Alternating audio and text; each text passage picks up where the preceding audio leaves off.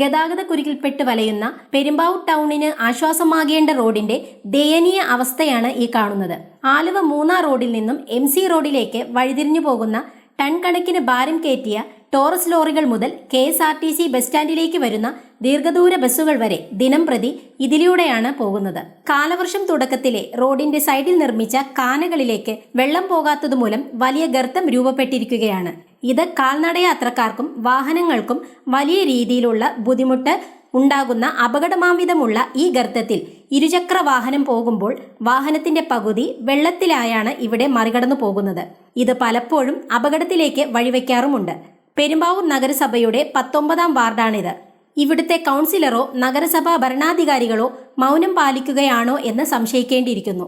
ജനങ്ങളെ അറിയുന്ന ഒരു കൗൺസിലറാണെങ്കിൽ തന്റെ പരിധിയിൽപ്പെട്ട പ്രദേശങ്ങളിൽ ഉണ്ടാകുന്ന ഈ ശോചനീയ പ്രശ്നം ഉണ്ടാകില്ല എന്നാണ് നാട്ടുകാരുടെ വാദം.